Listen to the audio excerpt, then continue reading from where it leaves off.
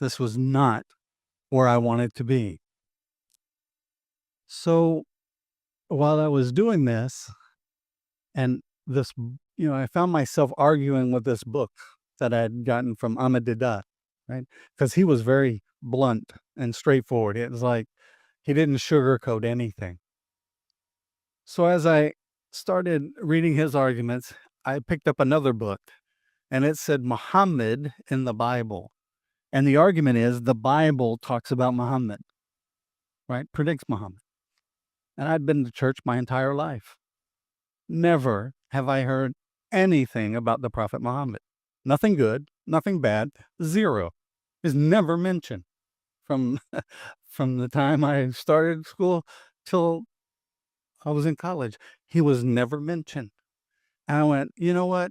This arrogant Ahmadiyya who's made me question my faith. I'm a little upset at the moment. I said, you know what? Let me discredit him with this, Muhammad in the Bible so that I can feel better, right? I was certain he was wrong on this book. So I start to read what he says applies to Muhammad in the Bible. So he says this verse is talking about Muhammad, this verse is talking about this one and this one and this one. I say, okay, well, what is the real meaning of these verses? So I go to the Christian sources and I say, what does this mean? What does this mean? What does this mean?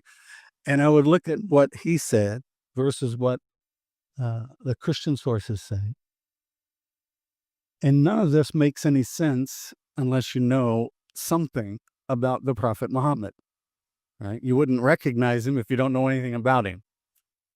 So my friend had given me a copy of the Quran, and in the front of the Quran was about 20 or 30 pages of the seerah of the Prophet, just the major highlights of the Prophet Muhammad, just the biggest things that happened, who he was, where he came from, what he did, just the major biography. That's it.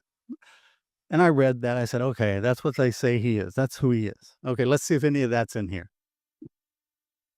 Well, it turns out everything there is in the Bible.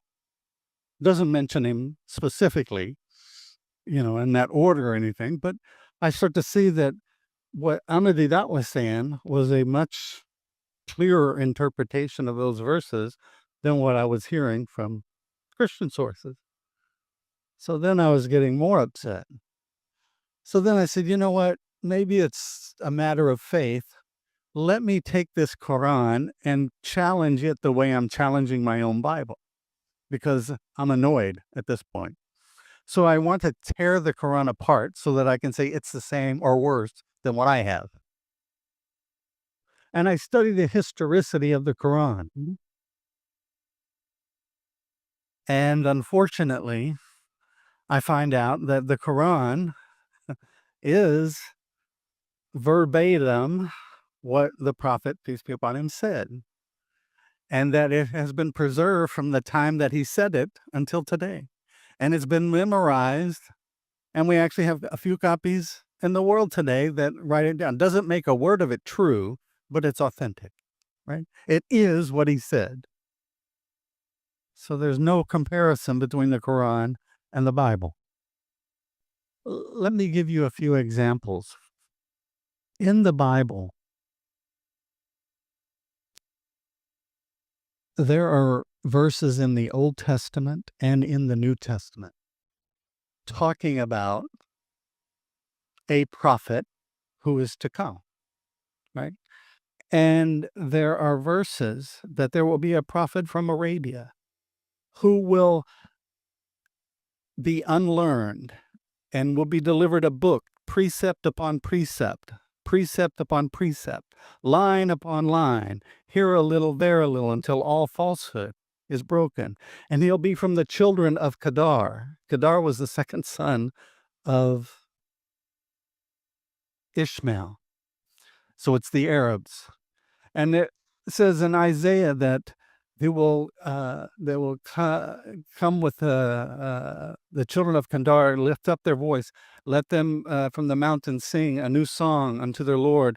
And it basically describes Hajj taking place. It describes the Muslims. It describes where they're going to come from, what they're going to do, how they're going to be successful. It talks about the tribes that will be united under this prophet, and all of them are the Arabs.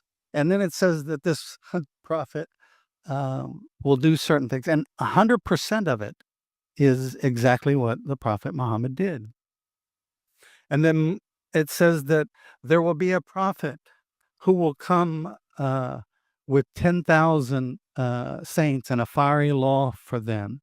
And there'll be a prophet who comes from Sinai, who dawns from Seir, and another one who shines forth from Mount Paran.